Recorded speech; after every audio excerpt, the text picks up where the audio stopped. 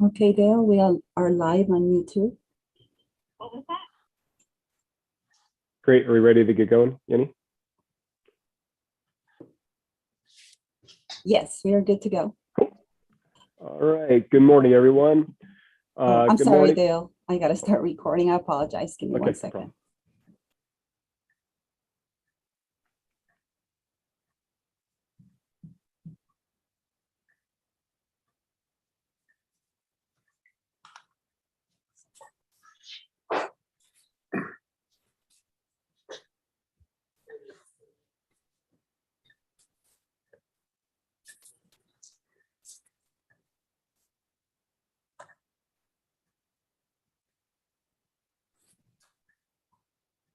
There we go already. All right. All right. Good morning, everyone. I'd like to call to order the Regional Road Impact Fee Technical Advisory Committee. Today is Thursday, May 26th, 2022, and the time is 8:33 a.m.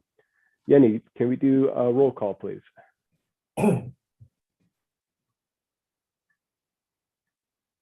Alex Belto.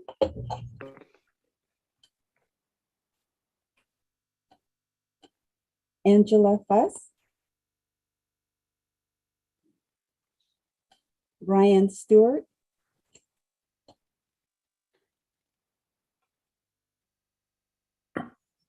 Here, did it work? Here. Okay, gotcha. Dan Dunges. Here.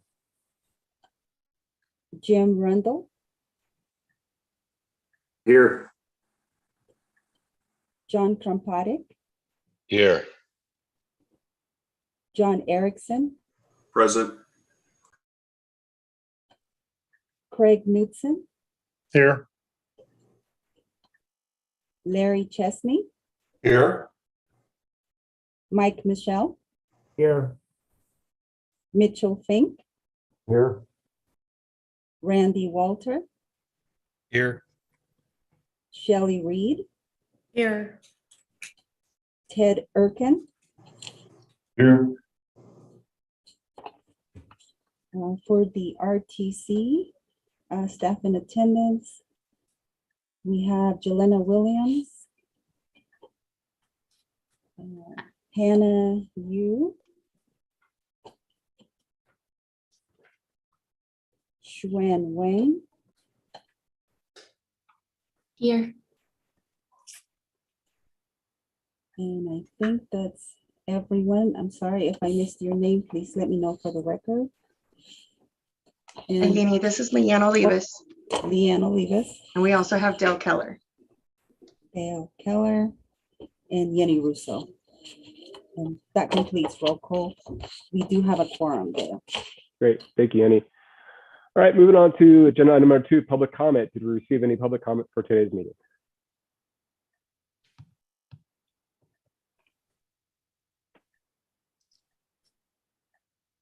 Yenny, any comment? Any public comment? None was received. Okay. Moving on to agenda item number 3, approval of the agenda. Do we have a motion for approval of the agenda? Move to approve. Second. Motion by John, second by Craig. Any discussion? All in favor, please say aye. Aye. Aye. Opposed? Aye.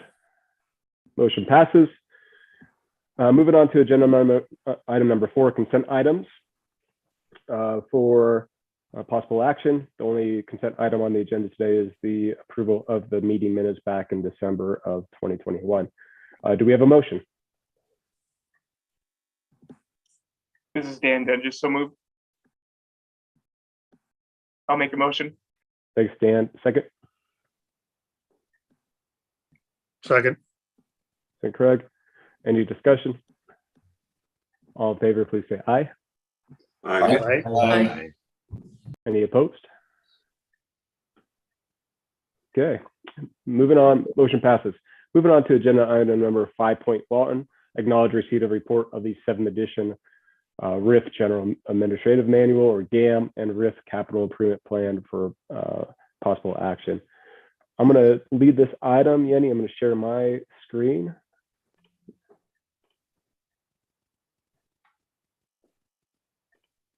I think you have to stop share real fast.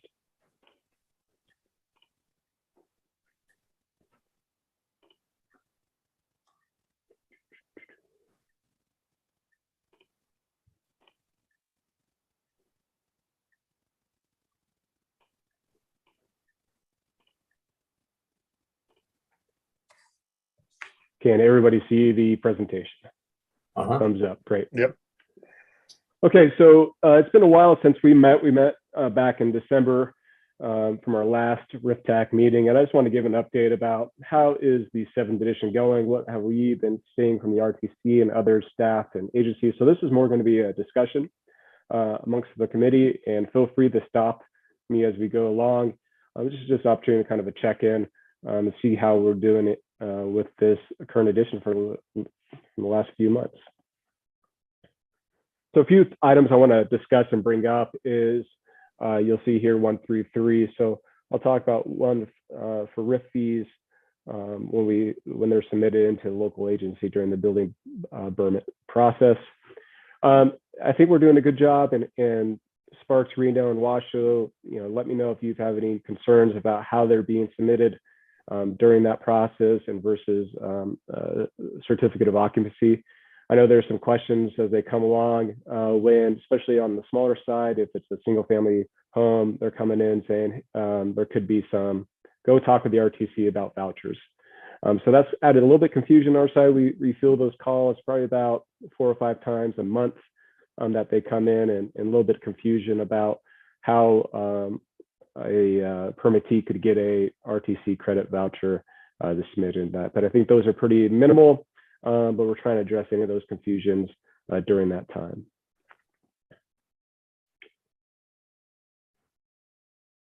The next kind of, go ahead, John. Real quick on that point, what kind of questions are you getting asked? I'm just kind of curious. So I'm not sure if it's when they submit in for the fees, and I think they see the line item for $5,000 or so from a permittee that comes in for a single family resident, as an example. I think they're maybe shocked about the amount of the fee, and they're looking can we reduce the fee? And I think there's through the permit office, there might be some questions. Oh, you can get that either reduced or waived if you go talk with the RTC. Okay. So we've seen a couple of those, and it might be just training of who's handling the permit as they come in, but once again, they're far and few between. Okay, great, thank you. Next bullet point here is the determination of RRIF fees with CCFEA credits. This is an interesting one as we talk through that. We're still getting some questions as they come up about, hey, I want to determine what my RRIF fee is going to be, and then what is my overall, how much credits can I buy and who to buy it from. So these are common things that we answer, I think a few times a week from potential developers that come through the system not knowing how the program works. So maybe just a question to the local agencies, is that working for your side of how the calculation is determined from your side, and how have you been addressing the questions about credits as well? And John, since you answered the last time, maybe I'll let you kick it off. Dale, that's something I would need to talk to Teresa Parkhurst about. And as soon as I finish up, or when we finish up here, I will give her a call and see how we're handling the credits versus the waivers. Okay. Mitch or Mike Michelle? We haven't really gotten any questions about the CCFEA credits for the county. It's mostly more about the waivers. Okay. Yeah, I haven't gotten any questions on it, Dale. Okay. So the process is working, and maybe they're all coming to us if they're having any questions, which is fine. We can handle that, and we have the ability to do so. So these are just kind of minor administrative things as we talk through that. The next one on item number 2 is land use classifications. So we are still getting a few questions that come in on determination of what type of the best land use there is. And there's a lot of questions about multifamily. And we've seen a couple that came in regarding, you know, the impacts versus multifamily and student housing, and then like senior apartments. Once again, I just want to remind everybody that's you know, we've as a RRIF TAC said, hey, let's just lump all these into multifamily and not kind of differentiate all these different types of different multifamilies. So I think it seems to be working. We do get some questions that come up, and I think what they're looking at is with some of, for example, student housing and senior apartments, those impacts or those trip rates are typically less than the overall multifamily development type. So those are things that we just continue to get questions on.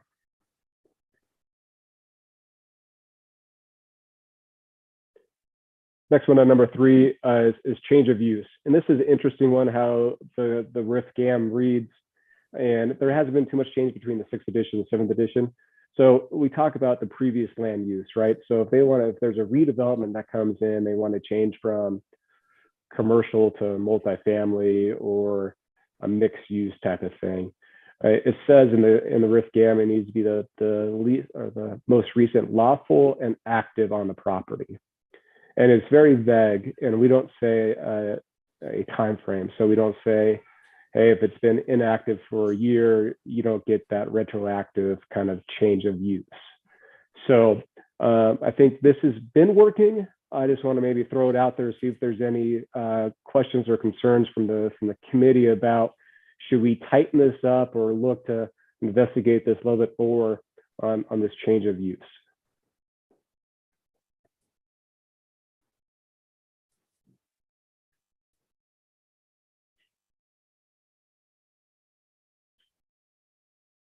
All right, hearing none, I guess we're good with how we're proceeding, and we'll continue to allow that flexibility between the RTC and the local agencies to administer this. Does that sound good? Is there any conflict, Dale, with the 3 ordinances that were approved when you negotiate individually with the jurisdiction? So a lot of times we typically this decision is made by the local RRIF administrator, right? So they'll take a look at it and say, yeah, that makes sense. You demolish the building. Yeah, there's a time period before that redevelopment occurs. Or a lot of times what we see is like there was I think a case, hey, this was an old gas station in the 50s. It's been a parking lot for 30 years. So with that, you know, that doesn't really constitute a change of land use, right? It's been inactive since for a long period of time. You're really generating new trips on this parcel per se. So we have not been get involved. I think that if there's any questions, I think each of the entities done a great job bouncing ideas, make sure we're consistent across the region. Does that answer your question, Jim? Maybe, but when you say the analogy you utilized is different than, and this may be how the individual RRIF administrator applies it, but we've been applying it as an official change in land use by public hearing, as opposed to a change in the use that occurs on the parcel. Correct, and that's part of the process as well, right? So whatever the land use is, there has to be that change as well, right? Correct. But the example you used was, it used to be a gas station and now it's a parking lot. There's no official government change or public hearing change on that type of. Correct. What maybe to clarify a little bit too, it was a gas station in the 60s, 70s. It was abandoned, demolished, it's parking lot. Now developers come in and said, I want to build a multifamily on that site, right? So with that scenario, since it's been vacant and not active for 40, 50 years, you couldn't get the difference of those land uses between a gas station and a multifamily. It'd be strictly a new fee of multifamily moving forward. Okay, and maybe it's semantics, Dale. When you say land use to a planner, I'm thinking of a designation on a map, but potentially the way you're discussing it is a permitted use. Yes, yes. Okay.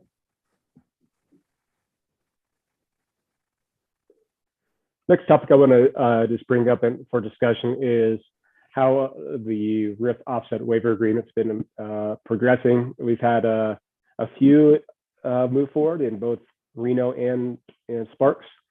So there's a few things that, at least from my side of the house, I want to help clean up and talk through. The first thing is to clarify the application procedure and make that actually a living document on our webpage, so if there's any developer that could come through, everybody has a good reference point of what is the requirement for that application. We do list it in our RRIF GAM that talk through the process, but we can, I'd like to create a little cheat sheet, say, here's the 10 things that you need to do, and this is how you submit it to both the RTC and the local jurisdiction. So that's one thing I think I'd like to address here in the 7th edition. And it really doesn't have to change in the GAM, it's just provide some procedural documents to help guide an applicant for this offset waiver. The second thing is number 2, I say set expectations to request RRIF waivers. So this is in the case after the offset or RRIF eligible improvements have been constructed. There's confusion about, hey, my work's done. I got my C of O. City of Reno, as an example, has bought off of all these improvements. I want my waivers now, right? So I want to get my C of O. So there's that process that we have identifying this agreement. It's about a 30-day review. There's a lot of things. Hey, we want to make sure that you paid your contractors, that the city's bought off on the improvements. There weren't any major changes. Everything lines up and double checks on the actual dollar amounts that will give you the waiver itself. So that's something as we go through the agreement itself, I think we need to do a better job of clarifying and set those expectations with that developer who's doing those improvements on our behalf. And the last one, go ahead.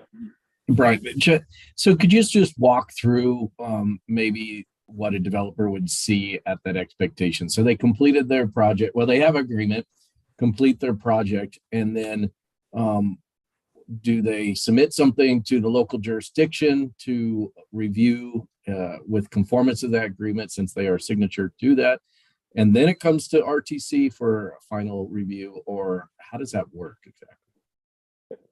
Maybe I'll ask the Reno Sparks and Wash to help me out a little bit, but as part of their permit process, right, it needs to be inspected and bought off by the local agency. I'm seeing some head nods. So with that said, that's part to satisfy the permit, but in order to satisfy the agreement, you have to show us the cost associated with doing that work performed. Because I'm not sure if the agencies typically care how much it costs the developer to do a turn pocket, as an example. So that's what I think it's maybe not typical as these developers do the work and compiling each of the contractors, subcontractors, that here's all the work we did. It's clearly identified about the units and what's being done for, we had one on Reno Logistics Center and Virginia Street to list that out. And part of that too, we wanted what we're requesting is not only the invoices, but also the certification that the testing and inspection has been performed and there's no defect materials. Also, there's no material changes of what we agreed upon in the agreement.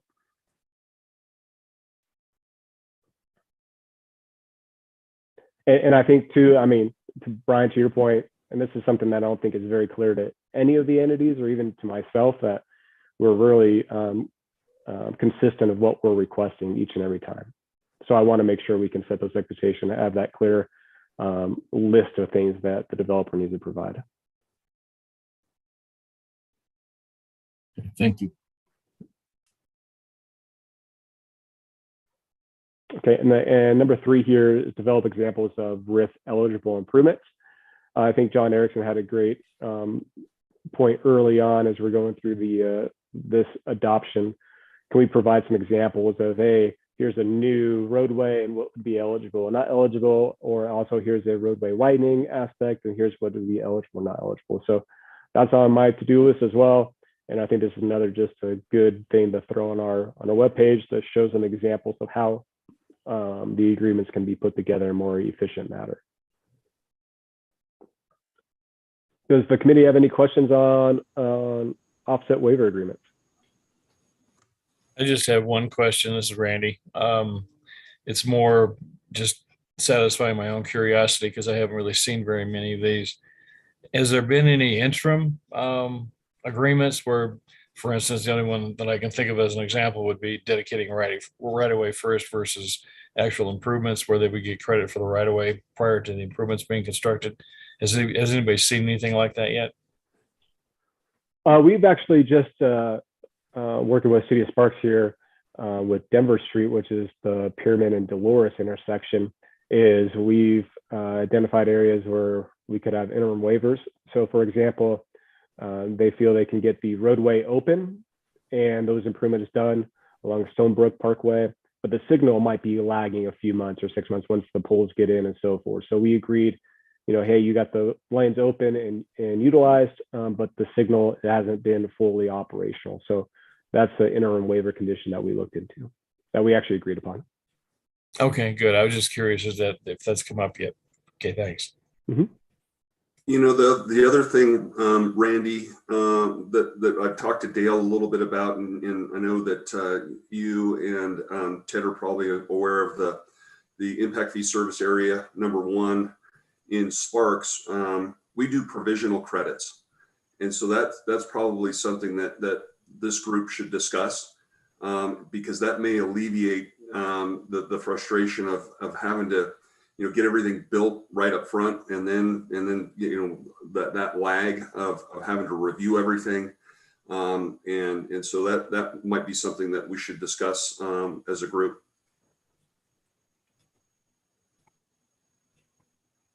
Hey John, can we maybe ask Sparks to do maybe a presentation at our next RRIF TAC to talk about how those provisional credits work in the City of Sparks? And I'm not sure if Reno does it as well.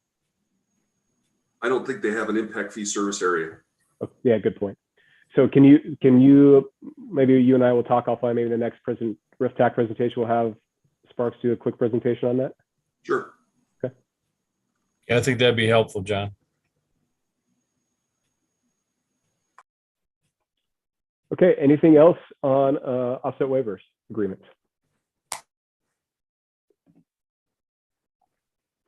And the last topic on this agenda item is the RRIF CIP. So just give a highlight of some of the things that we've been discussing and some of the requests that are coming in. So the first one here is request for interchange improvements.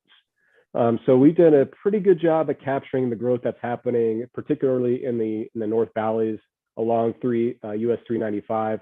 That just continues to explode, and there's some modifications that have been occurring at each of those interchange from, we captured Par Dandini, there's Golden Valley improvements that need to be done, Lemon, the RTC and NDOT are taken care of, Stead Boulevard example, that continues to grow out, and then of course Red Rock and White Lake. So our CIP captured the majority of those, but we're seeing some interchange modifications that based off these traffic impacts studies that are showing there need some additional improvements by developers.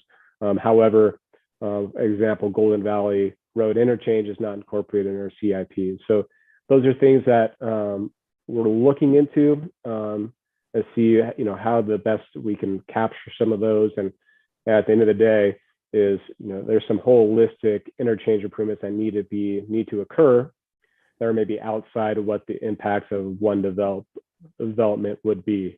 Also, NDOT's current stance, and we're working with them, is they want these improvements done as a whole. So they don't want to phase these improvements out. So if you had impact on, let's just say, southbound ramps, they want to see the whole interchange done at one time. So those are some things we're working through with NDOT and try to how to best incorporate some of the impacts that we recognize that do have a negatively impact the operation of those interchange, but we'll continue to work through those improvements at interchanges.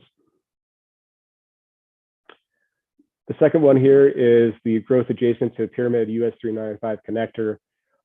Part of our strategy we've talked through is some of the things of this project alone that is in the outer years. And we continue to see growth that occurs along the corridor. And right now, we're struggling on, what is our right-of-way needs for the project, and as development closes in, how do we future plan for us as a region? So those are some things we're struggling with, and we're continuing to have some conversations with RTC planning, and both each of the local jurisdictions of Reno and Sparks.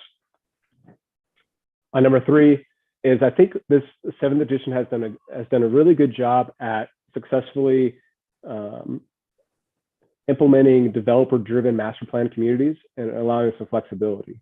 With that said, and part of our RTP, we threw in if there was a privately driven development that occurred, we put that into the RRIF CIP as well as to the RTP. And I think that's shown some great flexibility to allow these projects to move forward. And if they truly meet the eligibility requirements of a RRIF eligible improvement, and then that they would check that checkbox. So I think we've done an excellent job. This committee has done an excellent job helping us through that and allowing that flexibility with some of these projects that weren't really clearly defined as we adopted the 7th edition. And the last one on question, comment. And the last one we have on number 4 here, there really hasn't, we had a lot of discussion regarding these just holistic intersection improvements. And we had that kind of phrase, regional road to regional road, they would be RRIF eligible. Since we took those traffic spot improvements out of the CIP, there really hasn't been any discussion related to those type of improvements, intersection improvements. So I know that was a concern by the committee, and really to this date, we haven't had really any discussion related to those type of improvements. Is there any questions from the committee on the RRIF CIP?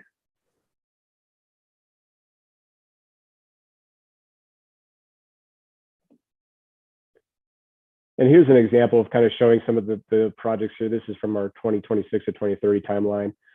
You take a look at like Red Rock Road and Moya, we see a lot of those improvements. You can see we have Virginia Street. So these are the areas as we look into what's included, what's not into our CIPs. So once again, we're just, as we know, it's a snapshot in time for the 7th edition, and we're trying to capture what growth is occurring and where.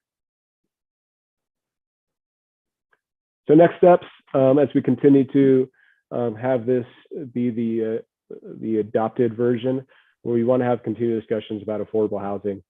This has kind of been put on the back burner with many, but we want to re-engage this dialogue, especially work with City of Reno, who is the leader on this as well, and start talking about how does this work with our RRIF program. We're going to hear a presentation later this morning regarding the Regional Transportation Improvement Plan, or the RTIP amendment that just got approved, or actually it was the first step, I believe, as a public hearing. Am I right, Dan? Or is it approved? It was approved, Dale, at our last board meeting. Cool. So it's in approved. Yeah. So we'll talk through those changes in there, and if any, does that impact our CIP. And then, of course, indexing will take place in January 2022. And we'll have some further discussions down the road about indexing.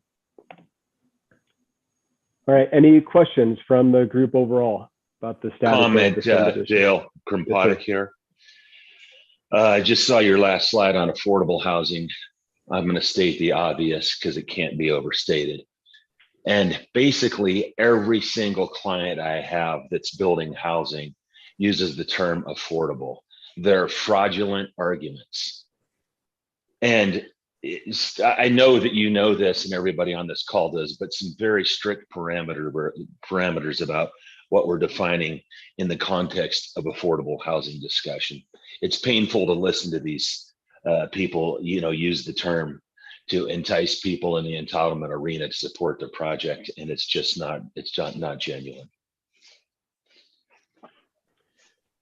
Well said, and that's something that we will need to address too, regarding the definition of affordable housing. Thank you very much. Had to get it off my chest. Hey, Dale, with regards to that RTIP amendment, you said there was going to be a meeting? Oh, actually, agenda item 5.3 is a presentation on that that Shin's going to give. So we'll talk through the changes there. Okay, great. Thank you. Okay, if there isn't any other questions or comments, I'll be looking for a motion to accept the report. So moved. Do we have a second? Second. I'll give Brian Stewart the second. Any discussion? Hearing none, we'll go to a vote. All in favor, please say aye. Aye. Opposed? Motion passes. Moving to agenda item 5.2, acknowledge receipt of report of the RRIF capital contribution front-ending agreement CCFEA credits revenues collected. So once again, I will lead this presentation and give me a second to share my screen.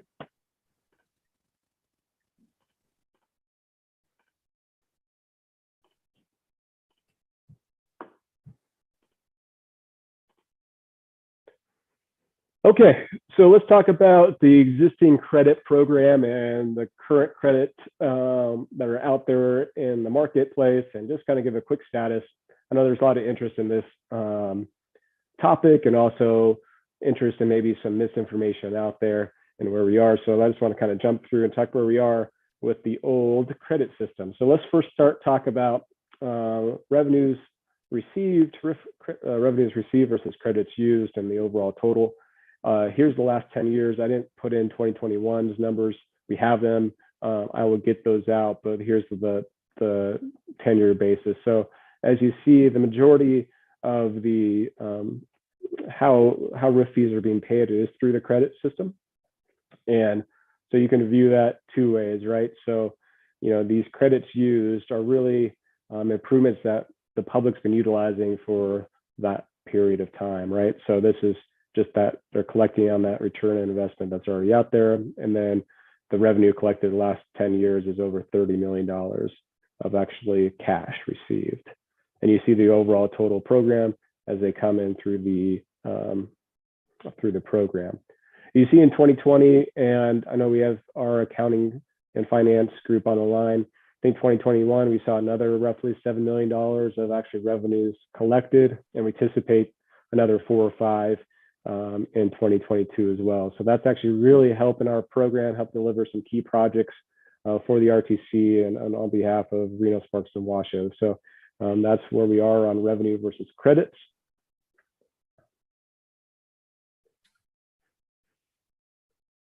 And regarding RRIF credits available, there's roughly 500,000 credits available. They're in the marketplace.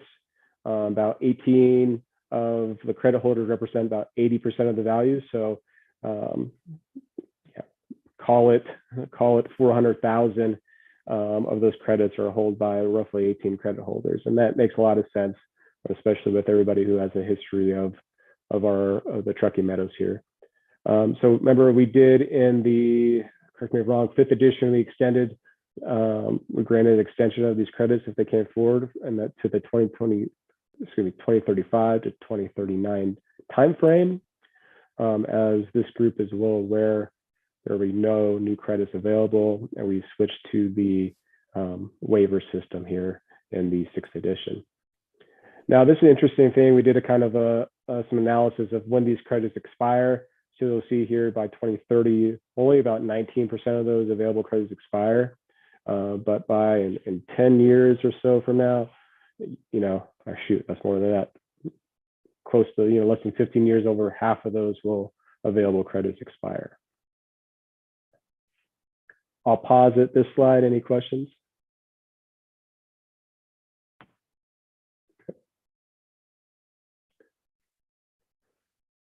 And just to help maybe educate a little bit too, to talk about transfers of credits and waivers and some of the things that are a little bit different between the two programs. With the old credit system, those credits can be transferable to a third party, and those there's 2 different ways those credits could be used. If a third party uses those on the development of record, they can pay for up to 100%. If they want to use it outside the developer record, but for example, in the same benefit district in the South, in South Meadows somewhere, they can apply up to 50%. Like we said, no new credits are longer available. Now with the waiver system, we changed how that process worked, right? So waivers were only giving up to the amount of your anticipated RIF fee for that development of record, and they can be transferable to a third party, but they have to be used on that development within the development of record.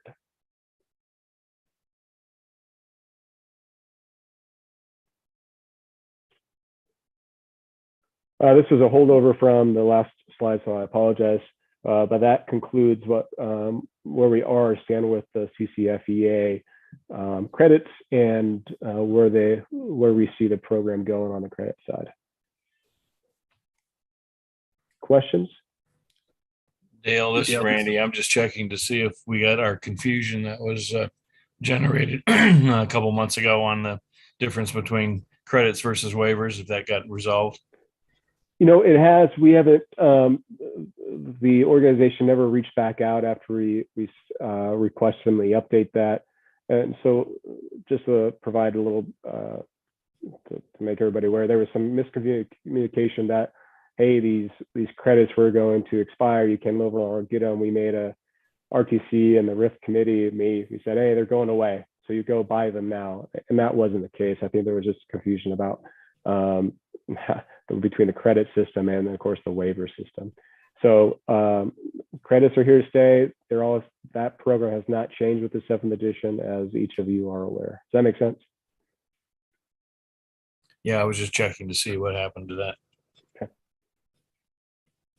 Dale, this is Brian. I just wanted to make sure on the revenue slide that you showed versus I think it was the credits used. So on the revenue side, when we enter into an agreement for offsets, is that included as revenue, or is the revenue only the fees paid? To my knowledge, is the fees paid in cash.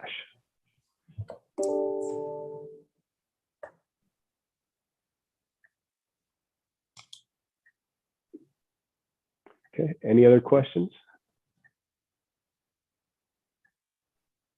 And we've heard, I think from our members of our board, that the RIF program is broken and needs to be fixed, and I think that's just referring to the old credit system about how you can accrue a lot more credits than what your RIF fees would be. So I believe the current system with the waivers has been a practical approach, an agreeable approach to both the public as well as the development community. So I think we struck a really nice balance. Not myself. I think the credit to who's been involved for over the last 10 years to help come up with the waiver program. So I think we're at a good place with the credits and waivers, and I think it's been working.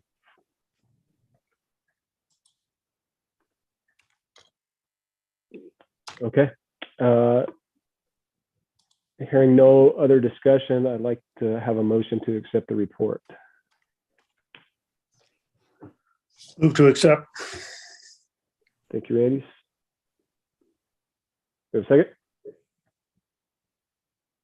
Is that correct? Thanks, Greg. Second, John Erickson, is that you? Yep, second. All right, any discussion? All in favor, please say aye. Aye. Aye. Any opposed? All right, motion passes. Let's move forward to agenda item 5.3. Was acknowledge receipt of report regarding the amendment number 2 of the federal fiscal year 2021 to 2025 Regional Transportation Improvement Program, or RTIP. This presentation will be provided by Dan, maybe you introduce, or Schwinn? I'll kick it over to Shin. Not to put you on the spot. Hello, this is Shin. Can you hear me okay? You see my screen? We can, yes, thank you. Okay. Good morning, everyone. This is Xuan Wang with RTC Planning. I'm going to present the amendment number 2 to the Regional Transportation Improvement Program, the RTIP. So our current RTIP is for federal fiscal year 2021 to 2025. It's approved last year in March is a program of major state highway, regional roads, transit, bike and pedestrian projects for Washoe County. It's a very helpful tool for us for planning. And under federal regulation, certain changes to these projects in the program would require a formal amendment process. So last year in August, we had amendment number 1 to modify some projects in the RTIP. And this time, similarly, we have a number of projects that require amendment. So this time in the project listing, we have some changes in regarding to the grants we received or expected to receive, including the Washoe hydrogen fuel bus purchase and the infrastructure development. This is the low or low emission program from the FTA, and also we have the Arlington Avenue Bridge replacement. This is the grant we received for the 7 million RRIF grant, and also 2 million from the congressional directive funding from the earmarks. In this amendment, we also added projects from the FHWA funded TA set aside projects. These are the projects that promote alternative modes. There are 5 projects awarded to City of Reno, City of Sparks, and the Washoe County School District. We also added some new projects. These are the North Virginia Street multimodal project design and the Pyramid Highway Sparks Boulevard intersection improvement design, and also the NEPA for the Sierra Street Bridge replacement. And there are some other changes regarding the schedule and budget updates, funding sources, some changes to the project category descriptions and other information. And we have this comprehensive list in the table. This is also available on the RTC website with more details. And this included the projects I just talked about and some other projects that had some information changes in the description, etc. So the amendment process required a formal public involvement process. We posted the notification on April 29th, and the public comment period was 21 days, and it closed May 19th. It was advertised through English and the Spanish language medias, and it was presented to the CMAC and RTC TAC meetings. We had a public hearing on May 20th, and also the RTC board approved the amendment. None of these projects required a transportation conformity analysis. These are all exempt projects, so no additional air quality analysis was needed. So that's an overview of the amendment, and I'm happy to answer questions. Thanks. If I can say a few words, and maybe some of you are wondering why are we doing a presentation with this kind of some of these minute details and so forth. But as you are aware, the RTP and the planning efforts that we do with the RTC have a direct impact to the RRIF program and to the RRIF capital improvement plan. So can you go back to some of the projects there, Schwinn? One more back if you can. I think there's like 3. We talked about new projects, right? So as we take a look into those new projects, and these are things from us as a RRIF TAC would like to consider or need to consider we need to add on to the CIP or not. And that starts a whole nother round of updates. But what we're recommending is, I think these 3 new projects don't have a material effect and don't need to change the RIF CIP is North Virginia Street Multimodal Project. That one was, I believe, on the outer years originally, and that was a move forward. And so that project was from like North McCarran to Panther, adding a shared use path along that corridor there. The second one bullet point here is very interesting. The Pyramid Highway Sparks Boulevard intersection improvements. This is actually a grade separated intersection where some of those improvements are being done right now and associated with 5 ridges. This is just to start the design aspect of, and really, as I presented on the previous presentation about the US 395 Pyramid Highway Connector project, this is something as we look into how do we making sure that we can show some improvements in forward compatibility. So at this time, I don't feel we should be putting this project into the CIP at this time. And then the last one here, the Sierra Street Bridge replacement, that's just a straightforward bridge replacement that doesn't add any capacity. So with that said, sorry, I just want to say that before we start taking questions.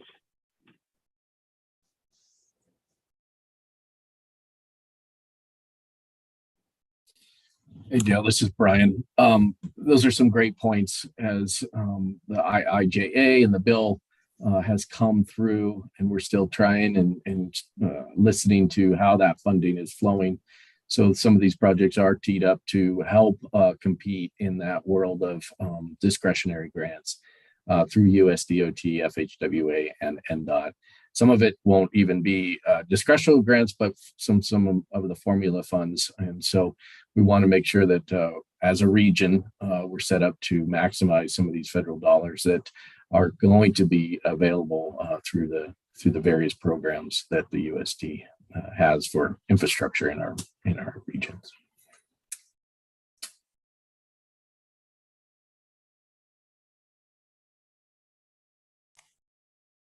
This is Randy. I just have a general question about noticing some of the improvements that are being discussed and talked about relative to intersection improvements. I know the CIP and the discussion we had about taking the kind of general category of intersection improvements out of the CIP, but yet we're still going to be expending RRIF funds to do that. My question is, how are we balancing those two as we move forward? Thank you, Randy. I'll take the question. So, correct. We took out the spot intersection improvements out of the RRIF CIP. With that, and by statute, since that's no longer in the CIP, we can no longer spend RRIF funds on those type of projects. From a program level, that doesn't mean we stop doing intersection improvement projects. We just changed the color of money. So we are no longer spending RRIF funds on those type of projects. We're actually spending local fuel dollars on those projects, which makes from our life and RTC life, it allows a lot more flexibility to what type of projects we can spend these kind of spot improvements on. Thanks, appreciate it. Hey, this is Shelley. Can you go back to the next slide, or not back, go forward to the next slide that listed all the projects? And you, on the ones that you say cost update, I'm wondering, is that cost update because the cost increased? Hi, Shelley. Maybe I can jump in on this one. That is correct. Some of the costs did go up. For example, the EdPass program. I think we were initially anticipating more financial support through the university, but it turned out that they weren't able to provide quite the level we anticipated, so we dedicated some more federal funds that's suited for this. Also, with the Flex Ride service, we are looking at continuing some of the pilot programs that are in place. One of the nice changes with the new transportation bill is that it allowed for what were previously known as like demonstration projects that could be funded for just a limited amount of time, just like 3 years max. They removed that restriction so that it could kind of go on indefinitely until we hear otherwise. So we programmed some more funds to kind of keep supporting those programs that we have in place. And what's the other one? Virginia Street at Peppermill. I believe those were just really more of a moving funding around for different phases of the project. I don't have the exact dollar amounts in front of me, but there was kind of reallocation of between like engineering right away and construction on those. I'm just, excuse me, I'm just wondering how you guys are able to offset the increased costs in construction, and are you going to be taking advantage of more federal funding to help offset that? I mean, we all know that costs are coming in up to 30% more, 30% or more of what the engineers' estimates are. Yeah, I might defer to Brian on this one. From the federal side, though, that's a great point. We are seeing increases in our formula funding, which is great, but really at the end of the day, how much of that is really realized with also increase in costs. So, it might not be that much of a gain in the long run. Brian, if you want to jump in, feel free. Yeah, we're reeling from it, Shelley, to be honest, looking at those costs, and they just continue to climb, and we can't even keep up with it with the engineers' estimates really in that prediction. So ultimately what we're doing now is really looking at, the individual projects and what those numbers are and where those bids are, and trying to make good decisions, fiscal decisions with respect to moving those projects forward. Ultimately, what it does do is it eats into our future programs, right? So when we do a pavement preservation type of program, and we typically would do 5-6 projects out of that program, probably only going to get 3 maybe. So next year it's going to be reeled way back with respect to it, just because the funding isn't there to support the magnitude of projects that we used to do. Yeah. Thank you.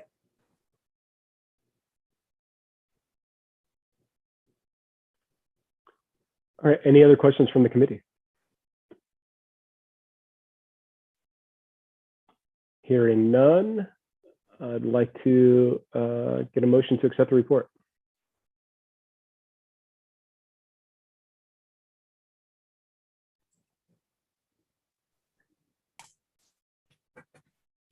So moved.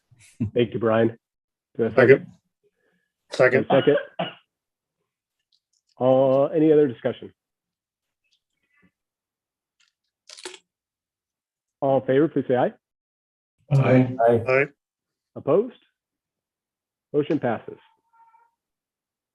All right, moving on to agenda item number 6, member announcements and updates. Does anybody from the committee have any announcements or updates? We'll start with, let's go ahead and go around the horn. Let's call people out today. We'll start with Sparks. I don't have any. Jim? I don't have anything. City of Reno. Mike, you have anything? I don't see Mike. And how about Washoe County? We don't have anything, thank you. Okay.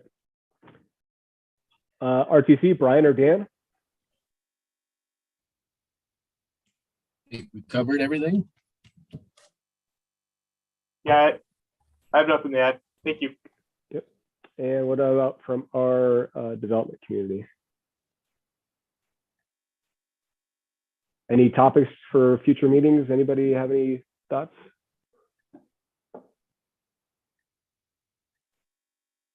Okay, hearing none. Dale, sorry to interrupt.